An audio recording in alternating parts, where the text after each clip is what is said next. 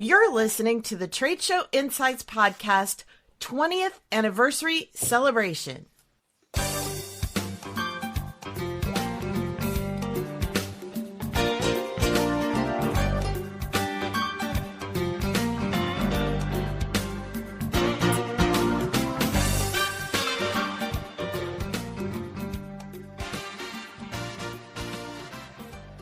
Welcome, everybody. I'm so excited. This is a once in a lifetime, the 20th anniversary of a podcast. Not that many podcasts have got to get to that point.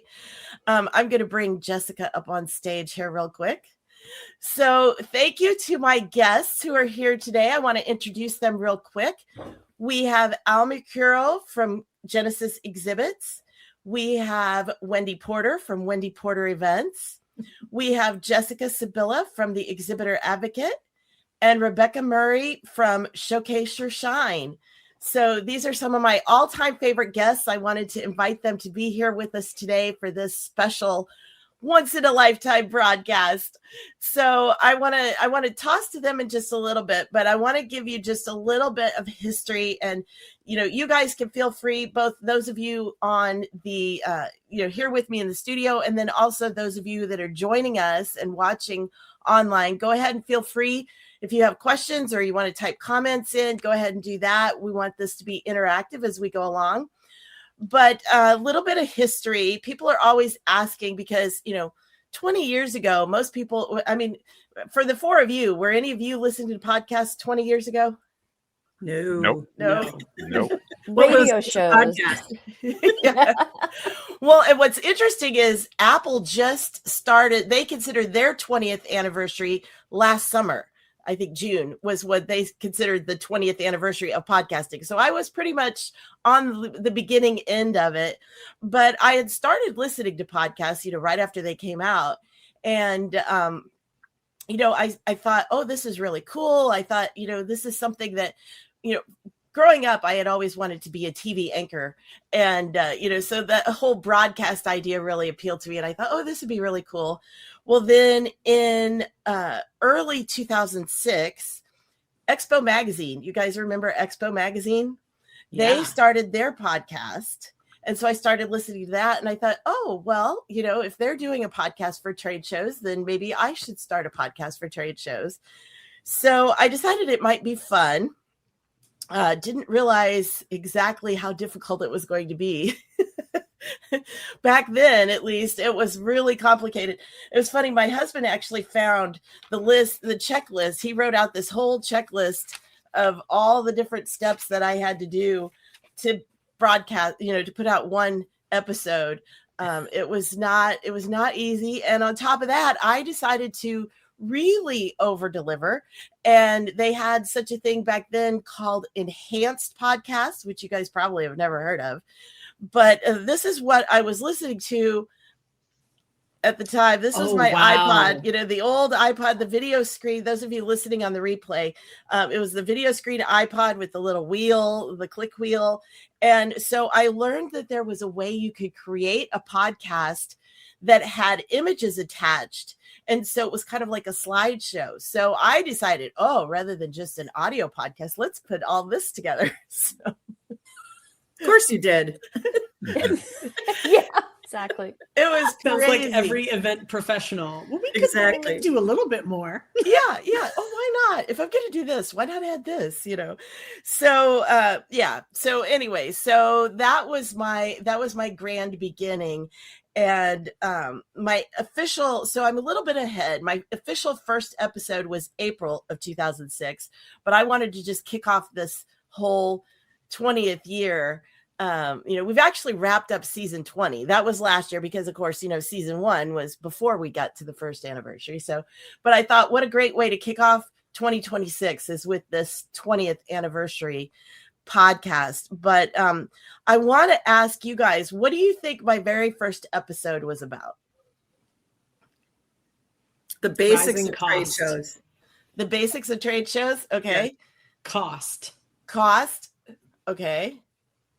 You guys follow up after a show. Your lead generation follow up. Follow up.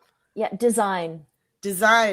Well, you guys all had really good guesses, and I've covered all of those things over the years. But my very, very first episode was a review. I had just gotten back from Exhibitor Show in Vegas. And so I did a review of Exhibitor Show, and it was kind of fun. I went back yesterday and actually listened to episode 1, which is interesting overall. I mean, I have not changed the format of the show all that much.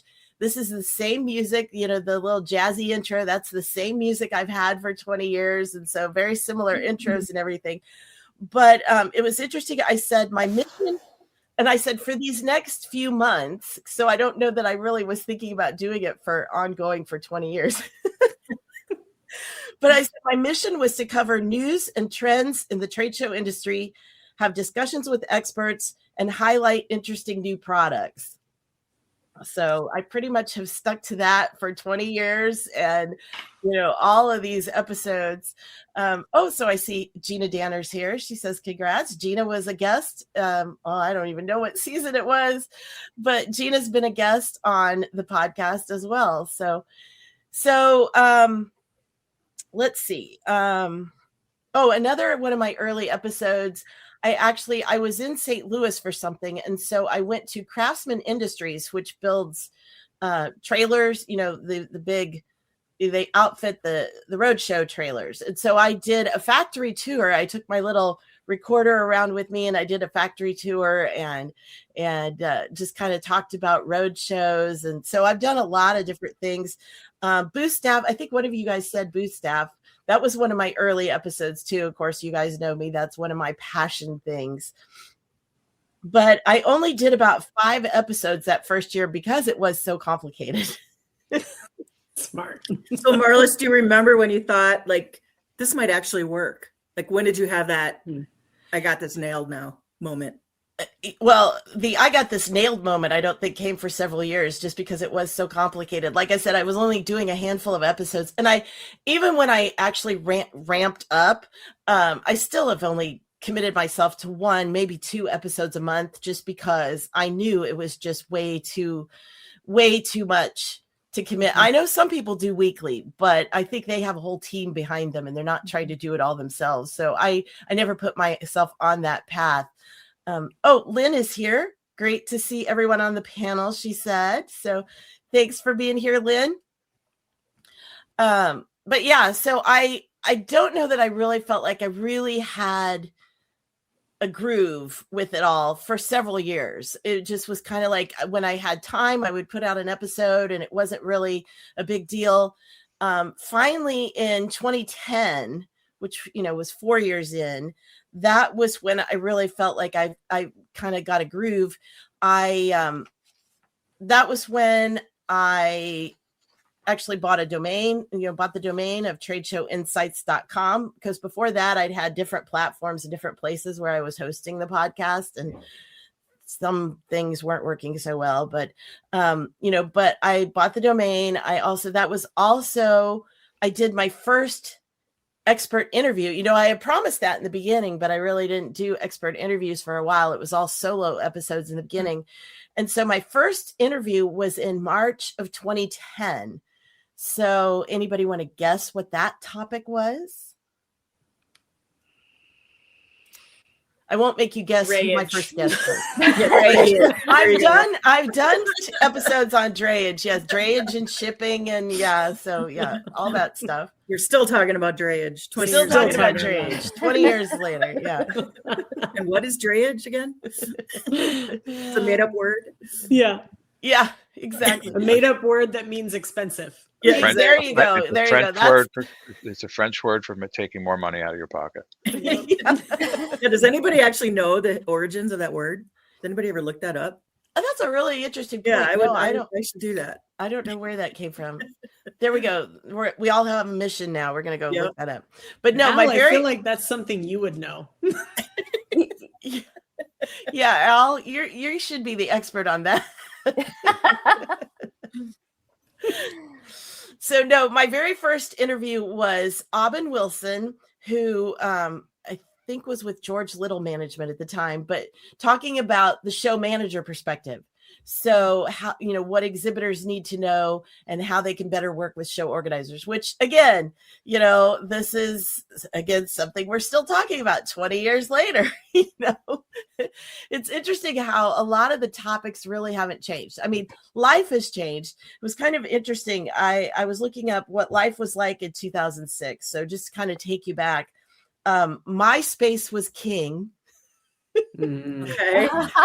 Twitter was brand new. YouTube had only been out about a year. The top movies were Pirates of the Caribbean and Cars. On TV, we were watching The Office and Lost, which, by the way, that was one of the podcasts that I listened to early on was the producers of Lost had a podcast that would come out the day after every episode. I was a huge fan. And so the day after every episode, they would put this out and talk about, last night's episode. And here's, all the behind the scenes stuff. So that was one of the early podcasts that I listened to. But the other thing, technology wise, the Nintendo Wii and flip phones were all the rage. And we were texting by going 1, 2, the same digit to get to the letter you wanted. Oh my goodness. Yeah. So, look, we have Lynn is our resident expert here on drayage. She says it comes from dray, a low, strong horse-drawn cart used for heavy hauling, originating from Old English words meaning to draw or haul, with the age suffix denoting the act or fee for the short distance transport. There you go. Oh, So there we go. So Cool. That Yeah. makes sense. So there we go. Now we all learned Now we something know. today. But I like the definition of drayage just means expensive. Yes. All right. So what questions do you guys have for me about the history of any other questions about how I got started? Marlis, I'd love to know, because you've talked a lot about the episodes that you did in the beginning, and obviously we're still talking about those topics, but is the content the same around those topics, or do you find that there's been a shift in how we deal with those topics today? I think a little bit of both. I think that some things have not moved on and changed as much as we would have liked. In those 20 years, sometimes I feel like it's surprising that I still have to be talking about some of these topics because people still haven't, got their act together on certain things. One of the things that I talked about early on was about incorporating, virtual into a part of the trade show aspect, doing basically what everybody calls hybrid now, of having, the online and the offline elements and bringing it all together. Of course, back then, we weren't talking MySpace and Second Life and all that kind of stuff, but it was something that I felt like needed to be incorporated. And then, of course, when the pandemic happened, I thought, okay, now everybody gets the point of why we need to have this virtual component too, and having more of a 365 show. That's always been my thing, is like, your show is not 1 week. Your show should be, throughout the year. You should have components and things that can interact throughout the year. And those kind of things just still haven't caught on. Booth staffing techniques, I'm still talking about that because people still haven't caught on to that, how to do, better job in the booth. We've talked about it a lot here, drayage, all the behind the scenes things, stuff that still, and Jessica, you deal with a lot of that with the exhibitor advocate, about, all of the costs and the money that exhibitors have to pay just to get there, that really doesn't have anything to do with their ROI, and that's such a struggle. It is. It's funny. We kind of make a joke about drayage, but it is shocking that we're still talking about it. We're still struggling with it. And there's plenty of other issues that we want to address, but we really do need to figure out how to help exhibitors understand the cost of drayage and what's included in that, and identify why that particular line item continues to go up without a lot of understanding for what's built into that. I know there's a lot. We talk about it all the time. There's a lot that's built into it, but I think exhibitors are not at a point where they can pay those prices anymore without having the transparency of what goes into it. So it is shocking that we're still talking about that, and that our exhibitors are still being pressed for more money without more value. Yeah. Yeah. And it's something that we know won't ever go away, but it seems like it just is like this looming issue. So yeah, we need that predictability, right? We need that understanding of what we're getting for the price that we're paying, right? Yes. I think we just did a study, I think you'll see it come out, that 50% of what exhibitors pay for is in booth space and show services. So 50% going to non-revenue generating expenses. It's a problem. And if you add shipping to that, it's 60%. Yeah. Yeah. Wow. I was just thinking the other day how thankful I am that I no longer have to be part of the dreaded home show season. When I was with an employer for 12 years, right after the holidays, we went into home show season, flower and garden show season, and the intense toll that it took on all of us, the hours from morning until night, day after day after day, and to keep your energy, focus, enthusiasm up to the point where you can do a proper job while you're in the booth, and not think of it as the dreaded thing, that I have to do my shift today. So we learned over the years to shorten the shifts, add variety. That's a whole nother element of it that just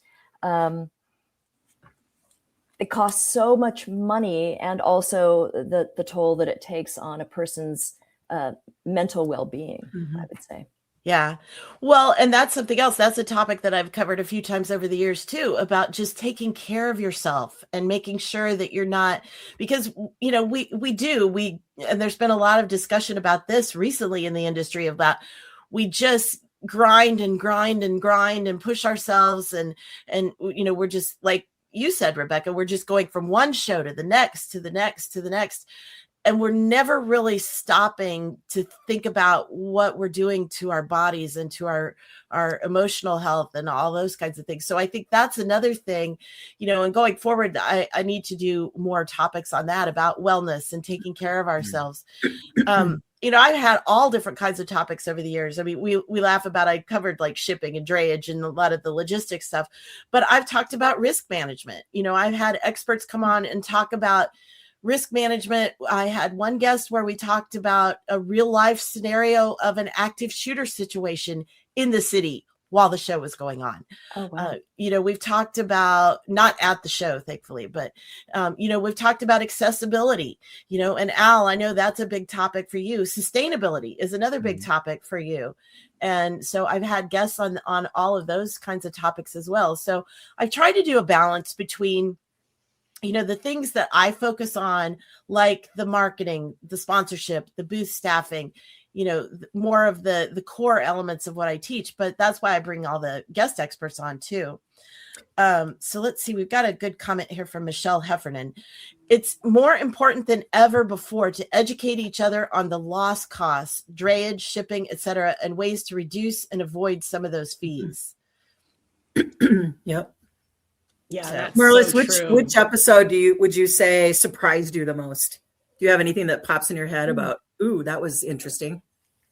I don't know. I mean, of course, you talked fascinating. I had some that were really fascinating, like the one about the active shooter. I mean, that one was just like, unbelievable, hard to imagine being in that situation, but how they handled it so well.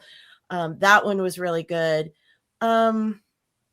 Yeah, I don't know what I would say as far as like, anything that was really shocking to me, but I think there's been a lot of them one of them, you're talking about accessibility. One of them was, I interviewed Joan Eisenstadt. You guys probably all know her. Joan and I she rode the exhibitor show floor in Vegas one year, and I got to see from her eyes how many of the booths are not accessible. Yep. And so then I interviewed her about, what is it that these exhibits could do differently, and why is this, how can we make this better? And so that was a really eye-opening episode for me. I had somebody one time complain, they were in a wheelchair, and complain about our carpet in our booth because we had the extra padding. Oh yeah. So they came in, and it never had occurred to me that could be a challenge for somebody. And of course we offered to help, but they didn't want the help. And that, I was trying to think about our people who are standing for hours on end and trying to make it as comfortable for my staff as I could, but yet, the opposite happened. So it's interesting. Well, and it's so many things, because it's like, the raised platform, it may be raised just a tiny bit, but it's, not only can it be a trip hazard, but it also is, it's hard for those scooters to go up onto that area. And of course, a double-decker booth, it's like you just cut them out completely of the upstairs. No, it's all part of the planning. If it's planned into the design, there are ways to put access ramps into a raised floor, to give access to, but not a lot of designers, not a lot of exhibit companies are doing that. Well, and you need a long runway for that because of the angle, right? And wide enough for the scooter or whatever to get up. If you got a narrow little ramp, it's like somebody can walk up it, but they can't. Well, and the other thing, I was at a show one time, and it's like they had their whole booth was like raised up. It was like kind of like a dance floor kind of thing. It was up maybe about 2 or 3 feet. So it was up higher, but there was no railing around the whole thing. And I was just like, oh my goodness, it's like, that's just, and so, again, as we all know, you learn kind of over the years to have this risk management mindset as an event planner. And it's like, I'm thinking, who did this booth? How could they not have thought about the fact that, this is not just a little 3 or 4 inch ramped up thing. This is like, 3 feet in the air. I'm like, this is just not good. Wow. All right, let's see. So Lynn says, marketers can also find clever ways of building in additional value of the event to the brand, leveraging the concentration of VIPs, employees, executives, media, etc. And then she continues that thought. Takes more work, but it helps make the case to justify or potentially expand budgets. Yeah, budget. That's another thing. I think I probably have done a episode or 2 on budget over the years. That's again another topic that it never goes away. It's always a challenge. Can you tell us more about your audience? Like, do you have global audience, or what how does that break out for you? Actually, yeah, we're going to get to that in just a minute. What I want to do, actually, before we do that, I'm going to bring up a top 10 countdown. Now, I will give a little bit of a disclaimer that I moved to my current platform in 2019. So this is top 10 since then, because I have no way of going back to know what all my top 10 episodes were before. But it's also, I really didn't start to pick up steam until about 2016, 2017. So I think it's probably pretty accurate as far as the top 10. But I want to click through those real quick here. So in the number 10 spot, we have Jessica Sibilla. And Jessica has been a 3-time guest on Trade Show Insights. I think this was your very first one. This was back when I was doing virtual lunch during the pandemic from 2020 to 2022. I did virtual lunch, hosted live, and then put the rebroadcast up on the podcast. So this was Discover a New Exhibitor Advocacy Resource. This was when the Exhibitor Advocate launched. So that was number 10. And you were one of our earliest supporters, Marlis, and I just want to thank you for that. It's so hard to launch an organization and educate exhibitors that they have support and resources. And that's an ongoing body of work for us, right? Is to keep challenging ourselves to spread that word, and your support and encouragement right from the very beginning was so valued, and we appreciate it very much. Well, thank you. That's one thing I really love about doing the podcast is I can help be a voice for different groups out there and help spread the word about causes or issues in the trade show industry. I really feel like that's part of my mission, as well as educating, just on topics, but it's also educating people about issues that they need to care about. All right. So moving on, then number 9 is Sam Horn. This was another one. You'll see a lot of these were from the time when we were doing virtual lunch, but this one is make your marketing message pop. And Sam is one of my favorite business authors, and she had some really good points about, ways that you can craft marketing messages that will stick and creating them in a really creative way. So that was number 9. Number 8 is putting event tech trends in perspective. That was Josh Hotzenpiller. And we talked about, some of the things there that we already have mentioned, building a 365-day community, having a year-round event, having ways to get attendees and exhibitors involved and connecting throughout the year, and embracing technology without a fear or scarcity mindset was another part of his topic. All right, number 7 is Lou Bortone. And Lou talked about smart strategies for video marketing.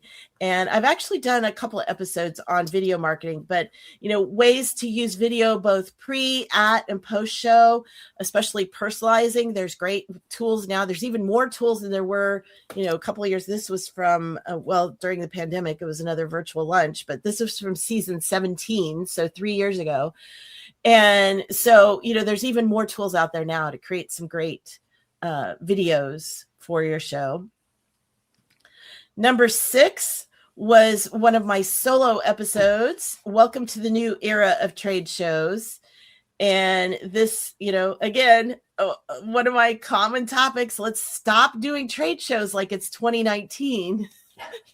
Let's move on, or like it's 2006 even. Let's move on. Let's get original. Let's embrace omni-channel marketing, shifting away from the us versus them mentality of show organizers versus exhibitors. We need to find ways so that everybody's working together. That's still one of my hot topics. Number 5, this one is just a for fun one. And I think one reason it makes it in the top 10 is it always gets a little juice every year during the holidays, but 'twas the night before the trade show. So if you haven't heard that one, that is, actually Alan, my husband, and I worked together to do a retelling of 'Twas the Night Before Christmas from the trade show perspective. So that's number 5.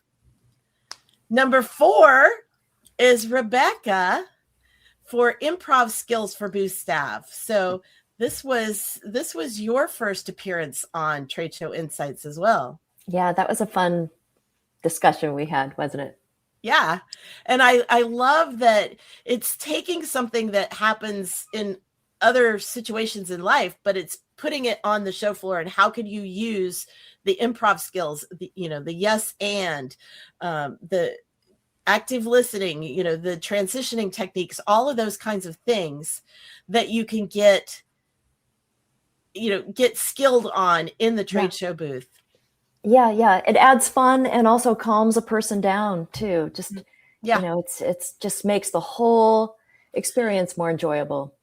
Because when you feel more confident on the trade show floor, it's not as stressful. It's more relaxed. You're just kind of enjoying and having a good time and, feeling confident in what you're doing. Exactly. All right. So that was number 4. Moving on to number 3. This was Nancy Harhut talking about proven secrets for persuasive marketing. And these were things like all the different psychology that you can use of like pricing psychology, giving people control, offering them choices, letting them feel like they're more in control of their choices, and also framing deals as equitable. So there's all of these great ideas and strategies in there. And so all of these, and when I post this recording later as the actual podcast episode. I will have links to all of these previous episodes in the show notes. But yeah, I recommend if some of these you've missed over the years, go ahead and check them out. Number 2 was Dr. Bob Nelson talking about create a buzz in your booth.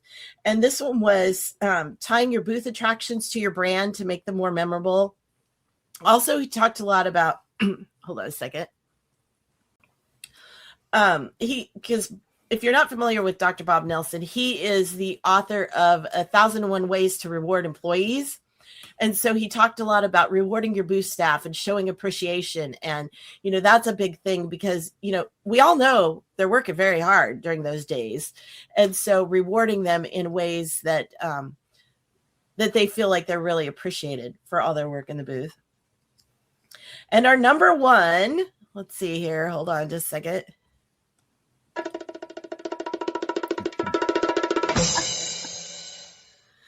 Number 1 is MK Granados with reimagining trade show sponsorships. So this is another one of my favorite topics. Wendy, you and I have talked sponsorships on the podcast as well. Mm-hmm. So, it's such an important aspect for both exhibitors and show organizers. And it's not necessarily talked about enough, I don't think, especially from the exhibitor side of how exhibitors can better take advantage of sponsorships and get more creative in what they do and how they activate those. Mm-hmm. So that is, that's another one of my favorite topics. Very cool. I'm gonna have to go check a bunch of those out. Yeah, that is so great. So you look at to come up with your top 10. Do you have a new top 10 every year? And this is the top 10 over 10 years? Well, this is the top 10, like I said, since 2019, since I moved to this new platform. So I was able to look at the whole range of top 10s. But yeah, I do a top 10 every year. So a lot of these have been in their own year's top 10. Well, obviously, most of them have been in their top 10 of the year. But this one, I wanted to do kind of an overall top 10.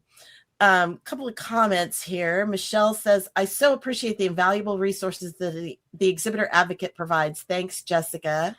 Thank you, Michelle. That's amazing. We work really hard to make sure that the resources are tactical and that you can action on them. And so it's nice to see that resonates. And, Marlis, I think when we talk about like sponsorships, right, making sure that our show organizers understand what an exhibitor needs is part of opening up that conversation. So I love that was number 1 on your podcast. Thanks.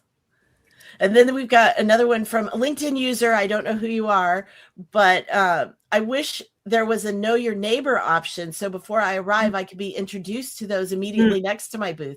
That's a good idea. Anybody ever seen that at a show? Have not. Love it. I always just looked up the company and, tried to make phone calls, because usually in the exhibitor list, as an exhibitor, you have the ability to see the other exhibitors that are there. Mm-hmm. So I always just, made the phone call and said, hey, I'm your neighbor and I'd love to talk to you about what you're doing. So I think it puts some onus on the exhibitor to do that outreach. Yeah.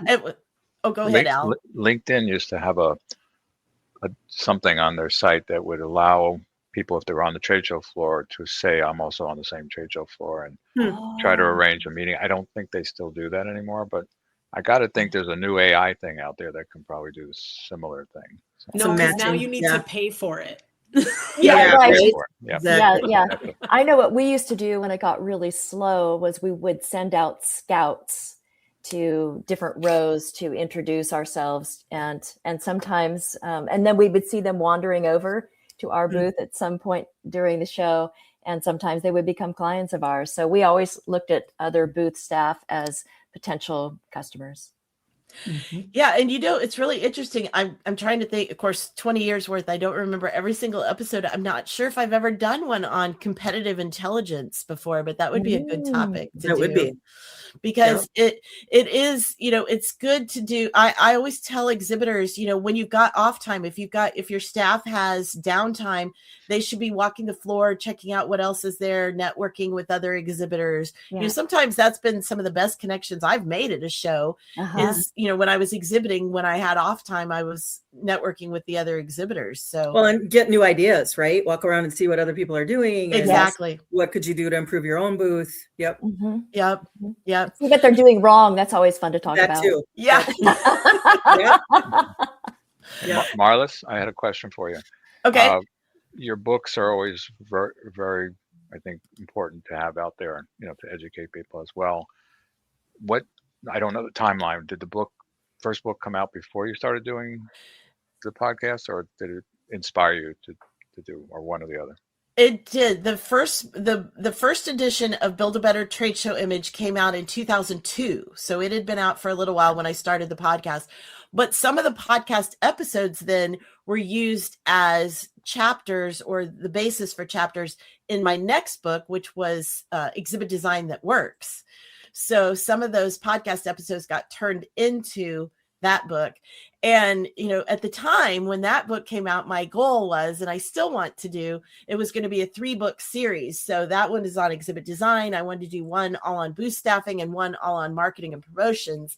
And so, a lot of the episodes over the years will be pieces that get pulled into those other books when I finally ever get the option to, or the opportunity to do that. So MK says, OMG, I'm so honored. So yes, congratulations, MK, for being the top podcast of the last, however many years. So thank you, everybody.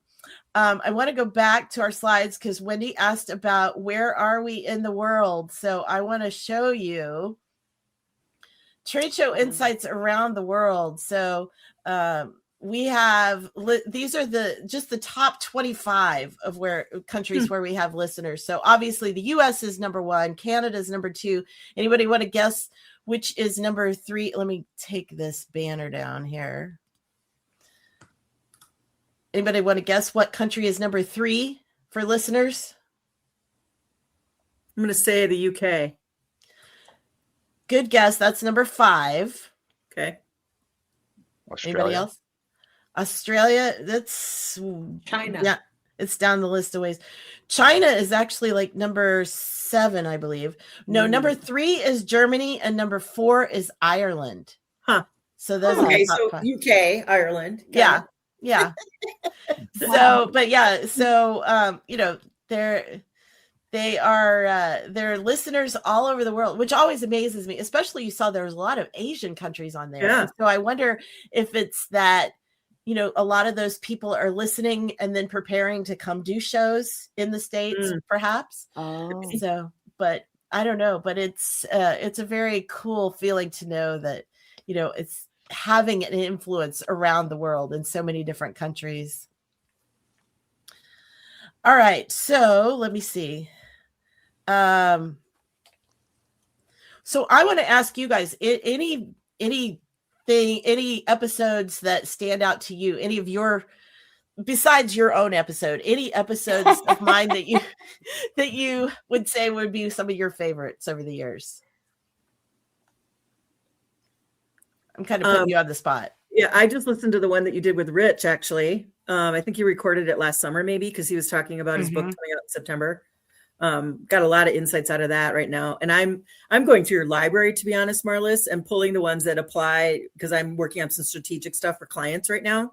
And so I'm going through to try to find some of the best nuggets. But I thought the one I just listened to from Rich was quite good. Yeah.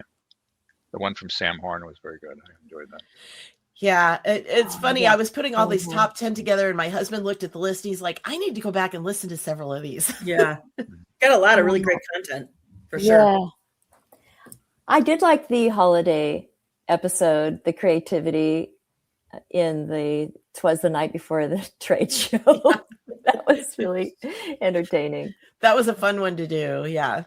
I want to see that one. That's one I had not seen yet. So I'm excited to go back and see that one.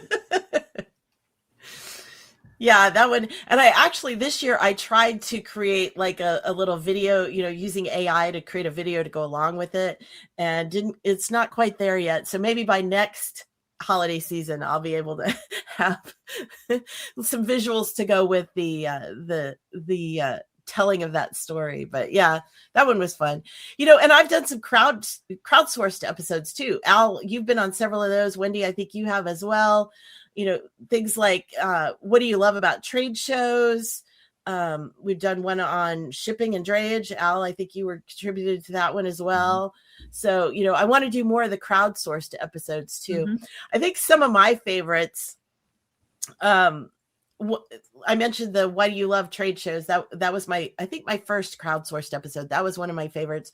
But one of my all-time favorites is how 5 print guys took over a trade show.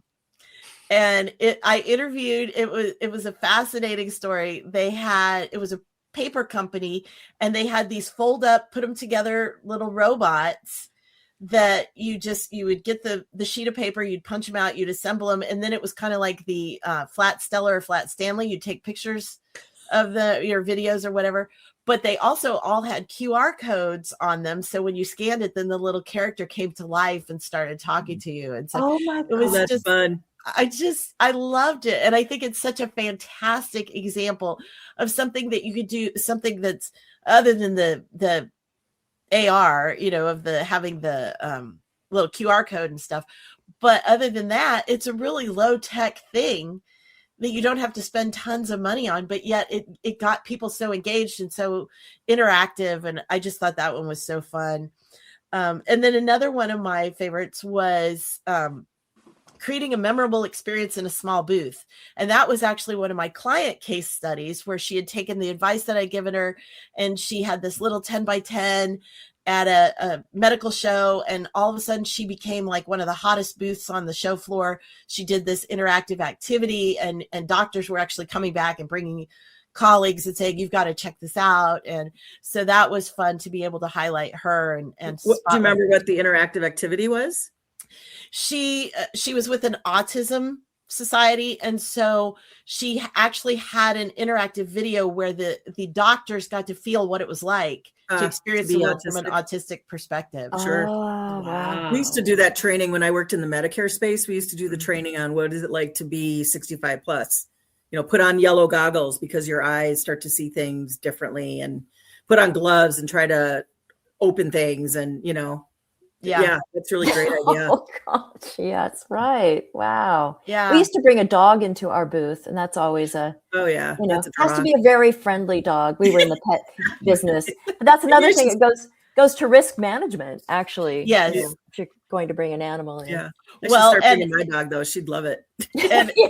And are you allowed? Because I had a client that wanted to do, they actually do dog things, and they wanted to have dogs in the booth, and they were not allowed at that particular show. So they had to just have stuffed dogs in their booth. And so it kind of took the edge off things. But, again, you find a way to work around it. If you can't bring a real dog, then how can we actually show off our products and, get the message out there? And so, yeah.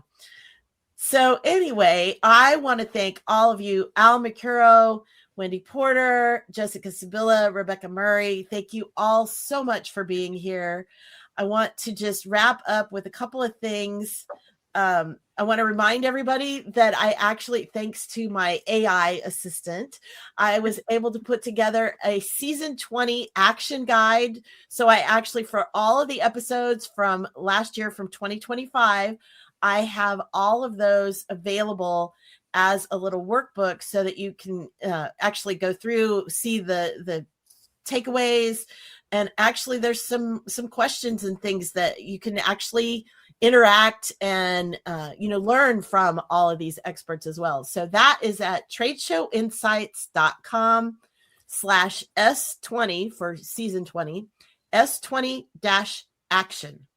So, and again, I'll have a link for that in the show notes as well, but that is where that is going to be. So thank you guys. Any final thoughts from you guys? Congratulations. Yeah. 20 years is a long time to do anything, but to do it with such success and such passion that you still have, finding new ways to bring this information to our industry is incredibly important work. And so congratulations to you for doing what you do and continuing to do it in the future.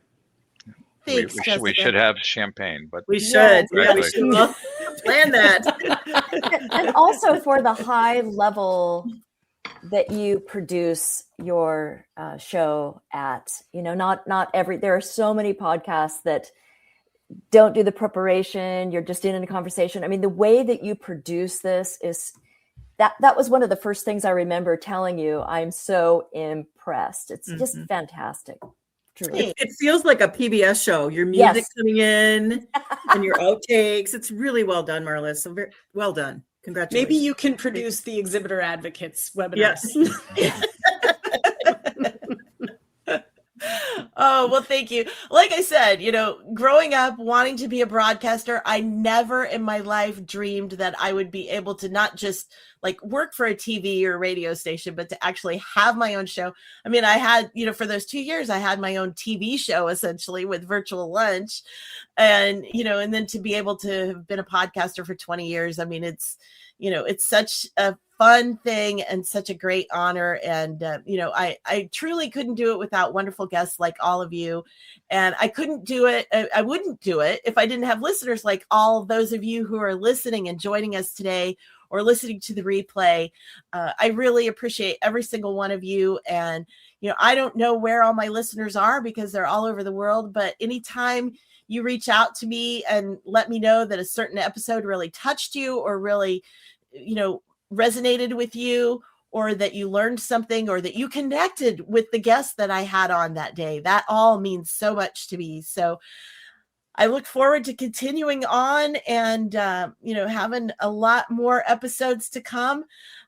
And I appreciate all the congratulations that are coming in from the audience. I appreciate all of you guys so much. And just thank you, and look forward to what is yet to come with Trade Show Insights. Woo-hoo. Congratulations. Thank you. Congrats. Thank you, Marla.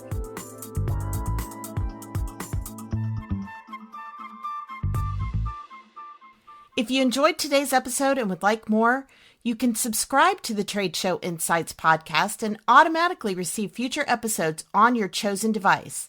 Simply search for Trade Show Insights in Apple, Spotify, or virtually anywhere else that podcasts are found, then click the subscribe button.